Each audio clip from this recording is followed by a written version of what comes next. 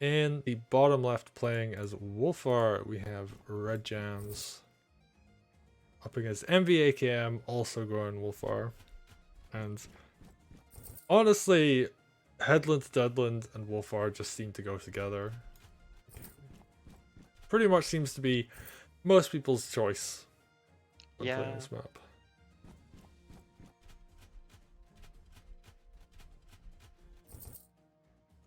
And as we said earlier, so I guess, you know, if people watching this in the YouTube video or anywhere else and not watching it live, we were talking earlier about how, you know, Wulfar hits this kind of power spike around the time you start pressuring your opponent's tower side. So yeah, Wulfar overall just a really solid pick. But interestingly, we're seeing very different paths come out from both people. Yep. I think that's MVAKM has a particular opening he does, but he did reveal it before this match. So maybe RedJams was ready for it? I'm not sure. But so far, it's looking a little bit like RedJams has a lead. Because, you know, his Wulfar has flipped 2 villages and MVAKM didn't. Yeah, and there's already a golem up on the defense. It's pretty scary stuff. Yeah. Although we are seeing like this strat, which is basically what MVAKM's opening aims to do, is this sort of collapse from Wulfar onto the other Wulfar. Maybe he should do it with Emmerich, you know? That would work. Yeah. Yeah. RedJam's not going to mind it too much, just gonna keep going towards the corner. Now this is a little dangerous if you get trapped up there. We'll see how this ends up going. Gets the Ooh. coin flip. That's a nice night crit on Wulfar as well. And now 3 knights are now up in the top left. And the dragon. dragon. Oh, that's Ooh, scary. Yeah, this is looking very scary for RedJams. I don't think he was aware of what would happen. This might actually be a very quick game.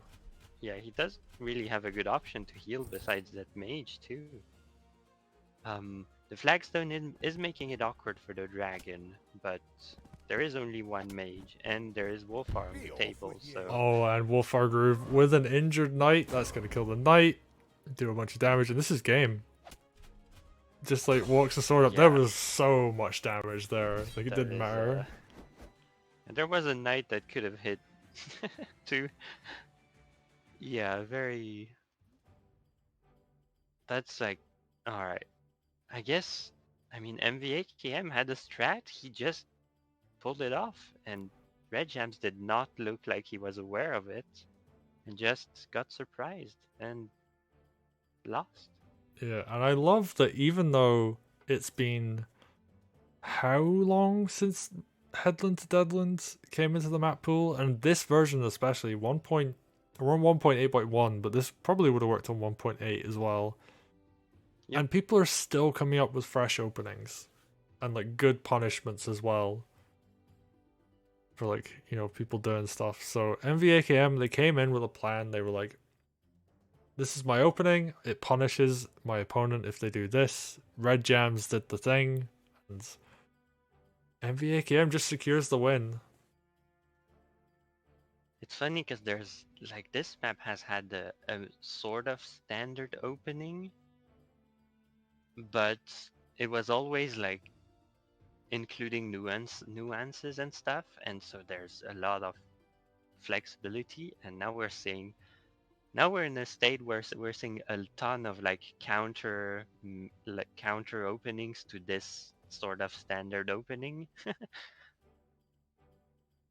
It's really cool. fun. Yeah, it's awesome. I'm really enjoying it. Like Headland could very well be in Groove of War 8 at this point.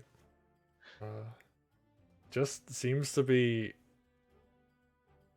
like surviving so well. And I mean, it is very much down to The map has been refined a lot over time. This is a very different Headland to Deadland from the earlier versions.